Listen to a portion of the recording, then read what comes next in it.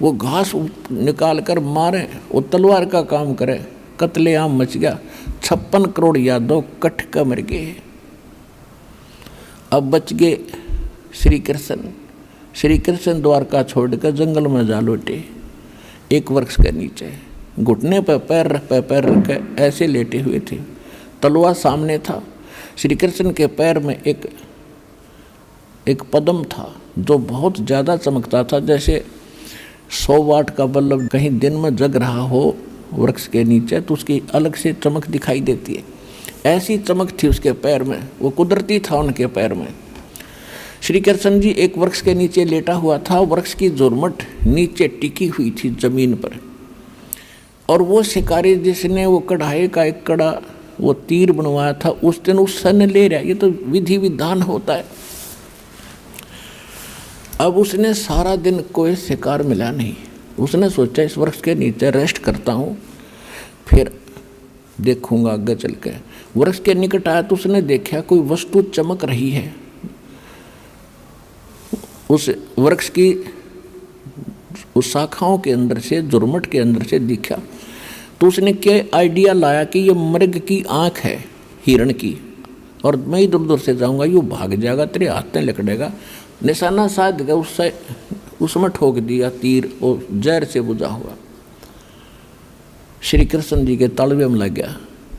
श्री कृष्ण जी चिल्लाए, मर गया रे, मर गया रे। अब उसने सोचा शिकारी ने कोई मानस मर गया है तो जुल्म हो गया तेरे से। वो भाग कर आया जल्दी से, क्या देखा कि मुकुट समेत ये तो राजा मर गए।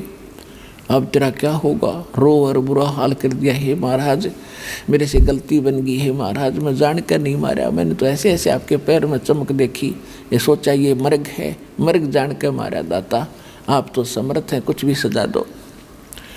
तब श्री कृष्ण जी बोले, अब काल के हाथ में बुद्धि वह कर दिया उन इसकी कि भाई तन अनजाने में नहीं मारा, ये तेरा और मेरा कोई बदला था पिछले जन्म का, आज मैं चुका दिया तेरा।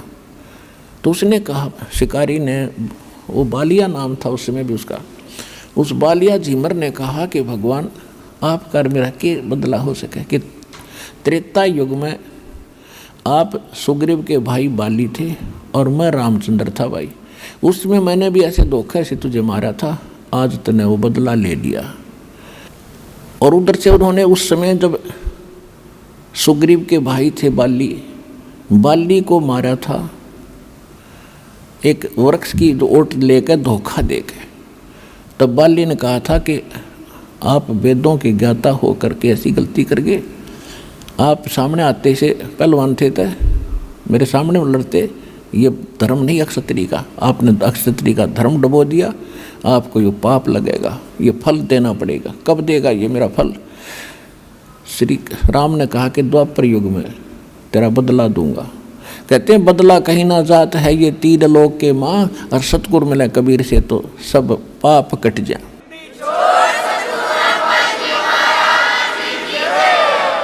तो श्री कृष्ण वही विष्णु राम वाली आत्मा बनी, एक शिकारी बनाइए बाली वाली आत्मा, जिसमें दुर्वासा जी ने, देखो कमाल की बात है, एक बार दुर्वासा जी द्वारका की बनी में बैठ के बाहर जंगल में, उनके बारे में सारी द्वारका में चर्चा का विषय बन गया। बड़े पहुँचे हुए महात्मा हैं, भूत भविष्य की सारी बता देते हैं। और उधर से यादव थे, जो यादव थे वो श्री कृष्ण जी को एक सर्वशक्तिमान मान के, क्योंकि उन्होंने गणे ये जरा सिंह शिशुपाल जैसे कई का बकल तार दिया था, इस करके वह हीरो पा के रहे थे श्री कृष्ण जी। तो यादव इस कारण से अपने आप को एक निर्भय और ये मान चुके थे कि तुम्हारा कोई कुछ नहीं बिगाड़ सकता, तुम्हारे साथ श्री कृष्ण है, तुम्हारा दादा परदादा जैसे भी वो मान रहे थे, और राजा और भगवान। तो उन्होंने इस प्रद्युम्न है, श्री कृष्ण का लड़का था प्रद्युम्न के साथ 5-7 बच्चों ने एक स्कीम बनाई कि दुर्वासा ऋषि की परीक्षा लेंगे, जो कैसी भूत भविष्य जानता है। तो उन्होंने प्रद्युम्न को एक लड़की का सांग बना लिया, गर्भवती का, पेट पे कढ़ाई बांध ली छोटी सी, जो छोंक छांक लान की रसोइयों में, और ऊपर के उसके लोगड़ कपड़े बांध के और लेडीज वाले कपड़े पहना दिए। एक उसका नकली पति बना लिया, ऋषि के पास गए, दुर्वासा के पास। दुर्वासा जी से कहा कि महाराज, हमने सुना आप भूत भविष्य की सारी जानते हो और वर्तमान की। ये इसकी पत्नी है, ये इसका पति है। इनको बहुत दिनों के विवाह के उपरांत आज आस हुई है, ये उतावले हो रहे हैं ये जानने के लिए कि इनका लड़का होगा क्या लड़की, आप बताइएगा। दुर्वासा ने देखी दूरबीन ला के, देखे तो बकवाद करना रहे हैं। कहने लगे बताओ क्या होगा। कहा जी कि यादव कुल का नाश होगा इस गर्भ से जो तुम बना के आए हो, और ठाया चमटा तुम बकवास करने आ गए, तुमने ये है। वो बालक बच्चे भाग लिए वहाँ से, बात बिगड़ गई। इस बात का पता चला नगर के मौजूद व्यक्तियों को कि दुर्वासा जी ने श्राप दे दिया, और वो तो भाई तोब का गोला उसका वसंत है, या तो बात बिगड़ गई। चिंतित हो गए, श्री कृष्ण जी के पास गए। श्री कृष्ण जी से सारी कहानी बताई। बच्चों ने गलती कर दी, दुर्वासा ने श्राप दे दिया। भगवान आप तो जानी जान हो, आप तो सब कुछ कर सकते हो, आप समाधान बताओ। श्री कृष्ण जी ने कहा कि एक बार तुम दुर्वासा जी के पास जाओ, उसी से क्षमा याचना करो, उन बच्चों को साथ ले जाओ। उन बच्चों को साथ ले गए, दुर्वासा जी से प्रार्थना की, महाराज बालक से गलती होगी, नहीं अब मैंने जो कह दिया, मेरे बस का इसको वापस करना है, आप जाइए। अपने बच्चों को समझा कर रखा करो, साधु संतों से बकवाद नहीं अच्छी होती। फिर चिंतित हो गए, गाँव में भोजन नहीं बना उस दिन, सारी नगरी में अगर नाश हो गया तो। श्री कृष्ण जी ने देखा है तो घणे चिंतित हो गए। तो क्या समाधान बताया कि अभी क्यों चिंता करते हो, आ जाओ। तो इकट्ठे कर लिए और कहा कि किससे हमारा नाश होगा, जो गर्भ बनाया था कढ़ाया लोहे का, और ये कपड़े जो पैर रखे थे ऊपर गए। हाँ जी, इन कपड़ों ने तो आग लगा दो, और इस कढ़ाई को, लोहे की कढ़ाई को घिसा घिसा के और चूरा बना के जमुना में डाल दो, ना रहेगा बांस ना बजेगी बांसुरी। बड़े खुश हुए सारे, वाह अच्छी वाह कमाल कर दिया। अब वो कढ़ाया घिसा घिसा के पत्थर पर चूरा बना कर जमुना में डाल दिया। और फिर क्या हुआ, एक कड़ा जो बराबर में कड़ा होता है पकड़ने का, एक तो पूरा घिसा घिसू दिया उन्होंने तोड़ फोड़ के। एक किसी आलसी का हाथ लग गया, उसने घिसा के थोड़ा बहुत ही दूर से फेंक दिया नौका। वो एक मछली ने खा लिया, खाद्य पदार्थ समझ के। उधर से क्या हुआ, वो मछली पकड़ ली उस मछियारे, उस पारधी ने, शिकारी ने, जो बाली वाली आत्मा थी। वहाँ भी बालिया धीमर बन रहा था, मछली पकड़निया और शिकार भी करते थे। पहले ये मांस मच्छी खाते थे ये लोग। उसने जब मछली काटी, उसमें वो तेज सुंदर धातु दिखी। उसने पहले तो सुनार को दिखाई, सुनार बोला भाई चांदी नहीं है।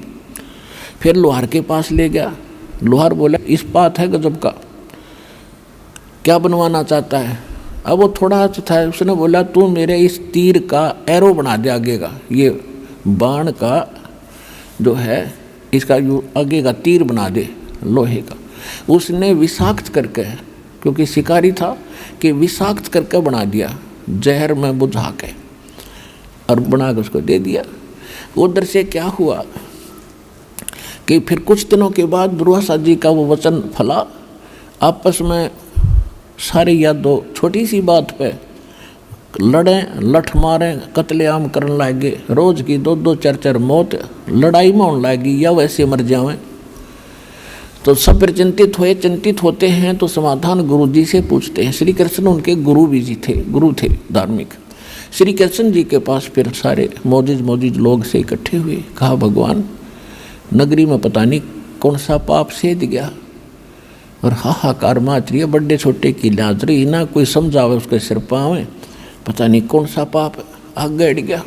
श्री कृष्ण जी ने कहा कि दुर्वासा का श्राप अब फल रहा है। अब देख लो पुण्यात्मा, ये विचार करिए, ये किसे, जब श्री कृष्ण की ये स्थिति है तो इसके पुजारी किसा समाधान बताते होंगे, और उससे क्या लाभ होता होगा। एक बार तो कह दिया किसी ने घिसा घिसू कर डाल दो, ना रहेगा बांस ना बजेगी बांसुरी, तो हो गए निश्चिंत। और अब कह रहे हैं कि वो श्राप फल रहा तुम्हारे ऊपर दुर्वासा का, अब उसका असर शुरू हो गया तुम्हारे पर। अब फिर हाथ जोड़ के खड़े हो गए, बोले बाले होते हैं, गुसर डालो तो कि भगवान कोई समाधान बताओ, कि ऐसा करो तुम सारे के सारे यादव नर मनुष्य और चाहे आज का नवजात शिशु भी क्यों ना हो, आज का जन्मा हुआ, उसको भी नर हो, उसको लेकर उस प्रभास क्षेत्र में चले जाओ जहाँ तुमने वो कड़ा घिसा कर चूरा जमुना में डाला था। अब देखो जो चूरा डाला था कढ़ाई का वो बन गया घास तेज पत्तों का, ईंख की तरह, और तेज पत्ते में से तलवार कैसे हो गए। अब क्या बताया कि वहाँ जाओ तुम उस प्रभास क्षेत्र में और वहाँ सारे स्नान करके आओ जमुना में, तुम्हारा साप नाश हो जाएगा। अब गुरु जी ने बता दिया, सारे खुश हो गए। छोटे बच्चे जो उस दिन पैदा हुए थे उसने भी ले लेकर लड़कों को, और सारे नर यादव चल पड़े वहाँ जा इकट्ठे हुए। पहले तो जाते नहावें स्नान करें और फिर बाहर आते लट्ठम लट्ठा, आँख बड़े थी पहले से ही, वो घास निकाल कर मारे, वो तलवार का काम करे, कत्लेआम मच गया। 56 करोड़ यादव कट कर मर गए। अब बच गए श्री कृष्ण। श्री कृष्ण द्वारका छोड़कर जंगल में जा लौटे, एक वृक्ष के नीचे घुटने पर पैर रख के ऐसे लेटे हुए थे, तलवार सामने था। श्री कृष्ण के पैर में एक पद्म था जो बहुत ज़्यादा चमकता था, जैसे 100 वाट का बल्ब कहीं दिन में जग रहा हो वृक्ष के नीचे तो उसकी अलग से चमक दिखाई देती है, ऐसी चमक थी उसके पैर में, वो कुदरती था उनके पैर में। श्री कृष्ण जी एक वृक्ष के नीचे लेटा हुआ था, वृक्ष की जुर्मट नीचे टिकी हुई थी जमीन पर, और वो शिकारी जिसने वो कढ़ाई का एक कड़ा वो तीर बनवाया था उस दिन उस सन ले रहा। ये तो विधि विधान होता है। अब उसने सारा दिन कोई शिकार मिला नहीं, उसने सोचा इस वृक्ष के नीचे रेस्ट करता हूँ, फिर देखूंगा आगे चल के। वृक्ष के निकट आया तो उसने देखा कोई वस्तु चमक रही है। उस वृक्ष की उस शाखाओं के अंदर से, जुर्मट के अंदर से दिखा, तो उसने क्या आइडिया लाया कि ये मृग की आँख है हिरण की, और मैं इधर उधर से जाऊँगा, यूँ भाग जाएगा, तेरे हाथ में लकड़ेगा। निशाना साध गया, उससे उसमें ठोक दिया तीर, और जहर से बुझा हुआ श्री कृष्ण जी के तालवे में लग गया। श्री कृष्ण जी चिल्लाए, मर गया रे, मर गया रे। अब उसने सोचा शिकारी ने कोई मानस मर गया है तो जुल्म हो गया तेरे से। वो भाग कर आया जल्दी से, क्या देखा कि मुकुट समेत ये तो राजा मर गए। अब तेरा क्या होगा, रो और बुरा हाल कर दिया। हे महाराज मेरे से गलती बन गई है महाराज, मैं जान कर नहीं मारा, मैंने तो ऐसे ऐसे आपके पैर में चमक देखी, ये सोचा ये मृग है, मृग जान कर मारा दाता, आप तो समर्थ हैं, कुछ भी सजा दो। तब श्री कृष्ण जी बोले, अब काल के हाथ में बुद्धि वह कर दिया उन इसकी कि भाई तने अनजाने में नहीं मारा, ये तेरा और मेरा कोई बदला था पिछले जन्म का, आज मैं चुका दिया तेरा। तो उसने कहा, शिकारी ने, वो बालिया नाम था उस समय भी उसका, उस बालिया झीमर ने कहा कि भगवान आपका और मेरा के बदला हो सके कि त्रेता युग में आप सुग्रीव के भाई बाली थे और मैं रामचंद्र था भाई, उसमें मैंने भी ऐसे धोखे से तुझे मारा था, आज तूने वो बदला ले लिया। और एक काम करे, वहाँ कोई नहीं रह रहा, उसमें नगरी में कोई नहीं बचा है, किसी के माध्यम से मेरा संदेशा भिजवा दे पांडवों तक, वो आ जाए एक बार संभालने, इन लड़कियों औरतों को ले जाए यहाँ से। अब उसने जैसे तैसे संदेशा भिजवाया या स्वयं गया तो सारे 5 पांडव आ गए। जब श्री कृष्ण जी अंतिम सांस गिने थे, उन सभी पांडवों से शिक्षा देने लगे कि हमारा तो अंत आ लिया, अब मैं जा रहा हूँ, और कोई नर यादव बचा नहीं है, जितने भी औरतें लेडीज़ हैं इन सब को तुम वहाँ ले जाओ, यहाँ के भील भ्याल लोग इन्हें तंग करेंगे, इनकी बेइज्जती करेंगे, तुम इनको वहाँ ले जाओ, इनको सुरक्षित रखना। तो उन्होंने कहा महाराज ठीक है। फिर क्या कहा कि एक और मान लेना मेरी बात, तुम राज त्याग के और तपस्या करो हिमालय में जाके, तुम्हारे ऊपर युद्ध में किए हुए जो पाप हैं वो बहुत ज़्यादा हैं, वहाँ तप करके अपने शरीर को गाड़ दो ताकि तुम्हारे कुछ पाप कम हो जाए। अब उस समय अर्जुन पर रहा नहीं गया।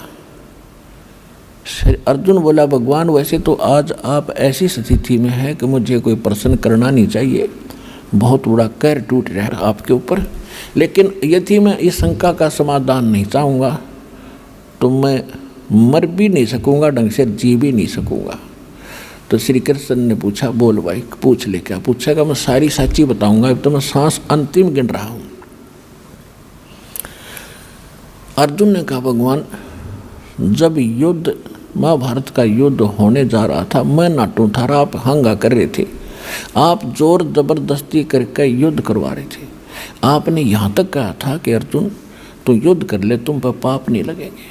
जब भाई युधिष्ठिर को बुरे बुरे स्वप्न आने लगे और आपके पास आए, आपने कहा तुमने जो पाप करे थे ना युद्ध में, बंदूकघात करी थी, वो पाप दुखी कर रहा है। उसमें मैं इसलिए नहीं बोला कि यदि मैं उसमें वाद विवाद करता तो मेरा भाई समाधान नहीं करवाता, तो मैं सदा के लिए दुखी हो जाता। लेकिन आज मैं अपने आप को रोक नहीं सकता। आप हमारे जन्म कौन से जन्म के दुश्मन थे जो तो आप इतने पाप करवा दिए, समाधान भी साथ करते रहे, और आज फिर कह रहे वहाँ जाकर गड़का मर जाओ तपस्या कर करके। तो युधिष्ठिर बोला, अर्जुन आपने ये बात आज नहीं करनी चाहिए। कहने लगा, भाई साहब आज मैं रुक नहीं सकता, चाहे मन बुरा कहो चाहे भला कहो। कृष्ण जी बोले, युधिष्ठिर बोल रहे ना, इसने निकाल लेने दे अपने मन का दुख। तब उन्होंने बताया, भाई मुझे ना तो स्वयं पता उस गीता में मैंने क्या कहा था, लेकिन जितना मैं अध्यात्म मार्ग जानू था मैंने तेरे को बता दिया कि वो जो पहले वाला पाप था वो यज्ञ से कटा है, और वो भी सोपत सुदर्शन से, हमसे वो भी नहीं कटा। और भाई ये पाप तुम्हारे पर ज्यों के त्यों धरे हैं और भी। अब जाके आप वहाँ हिमालय में अपना ये अंतिम समय तक वहाँ तपस्या करके गल मरो, ये मेरा वचन है, मानो चाहे मत मानो, जो होना था वो हो गया। अब उधर से क्या हुआ, श्री कृष्ण जी शरीर छोड़ गए, अंतिम संस्कार करके सारे उनका फूक फाक के सारे ने, और लेकर उन औरतों को चल पड़ा। वो तो सारे पहले चले गए, 4 तो 5वां एकला छोड़ दिया। सूरवीर अर्जुन के सभी गोपियों को साथ लेकर आ रहा था, वही रथों के साथ था, गांडीव धनुष था जिसके साथ उसने युद्ध किया था महाभारत का। रास्ते में भीड़ लोगों ने रोक लिया, अर्जुन को पीटा, सारी गोपियों के हार हूर तोड़ दिए, वहाँ की जो जितनी भी औरतें थी, और कुछ एक को अपने साथ घसीट कर ले गए। और अर्जुन खड़ा खड़ा कांपे, धनुष ठावे और उठे नहीं, वो धनुष उठे नहीं उस दिन। जब वो सारा हो हालिया, जब रोए अपने कर्मा ने, नो कहा युग कृष्ण छलिया था, इसने सदा धोखा दिया। जब मेरे से नाश करवाना था महाभारत के युद्ध में, तब तो मैं ये इतना योद्धा बना दिया, एक तीर मारूं था 20 में का निकला था, और आज वही अर्जुन और वही धनुष आज मेरे से उठता भी नहीं। तो यहाँ परमात्मा कहते हैं तुम असली जड़ को नहीं पकड़ पाए। श्री कृष्ण नहीं था, छलिया तो ये काल है जो श्री कृष्ण में प्रवेश करके गीता ज्ञान देकर महाभारत का युद्ध जो नाश करवा गया। और इसका समाधान कबीर परमेश्वर के पास है, इस दास के पास है। ना 3 ताप रहेंगे,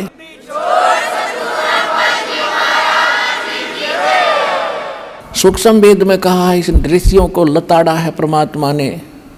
दुर्वासा को पे तहा समझन आई नीच, 56 करोड़ यादव कटे हुआ मची रुद्र की कीच।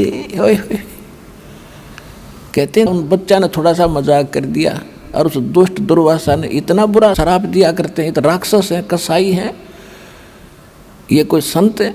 कहते दुर्वासा को पे तहा, कोपे माने क्रोधित हुए, और समझन आई नीच, उस नीच आत्मा ने यह भी नहीं सोचा तू क्या श्राप देने चाह रहा है, क्या जुल्म होगा।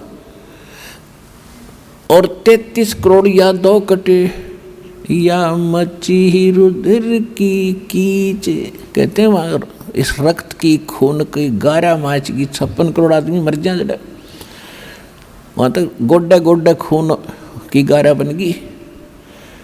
अरे इनको हम ऋषि और महर्षि को बड़ा पहुँचे हुए थे, खाक पहुँचे हुए थे।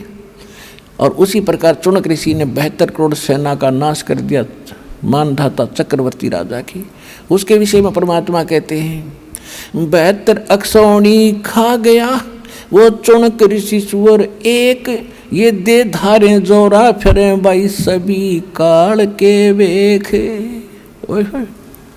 कहते 56 करोड़ का नाश कर दिया चुनक ऋषि स्वर ऋषियों में श्रेष्ठ ऋषिवर और उससे ऋषिश्वर, उसके ये लक्षण हैं। 56 करोड़ का नाश कर दिया। ये दे धारे जोरा फिरें या चलती फिरती मौत है, ये ऋषि नहीं थे। ये सभी काल के भेख जो यहाँ तक के साधक है, उनकी ये स्थिति है। ना इनसे कोई 3 ताप कट सकते, 3 ताप पैदा कर सकते, ये नाश नहीं कर सकते। अच्छा, श्री कृष्ण जी विष्णु जी थे। श्री कृष्ण इज विष्णु, और वो अपना पाप नाश नहीं कर सके। पुजारियों का क्या करेंगे, जिसके सामने पूरा बच्चे पोते पड़पोते रिश्तेदार मर जा, और अगर वो समर्थ होता तो क्या उनकी रक्षा नहीं करता? वो समर्थ नहीं था। ये कर्म के बंधन से सभी बंधे हुए हैं। तुम कौन राम का जपते जापम, तात कट नयति नो तापम। समर्थ का शरणाग हो, रंग होरी हो, भाई कदे न हो ए काज राम, रंग होरी हो। कबीर परमेश्वर की समर्थ की शरण में आओ, सदा सुखी रहोगे और थारे सारे पाप कटेंगे, मोक्ष मिलेगा। बोलो सतगुरुदेव।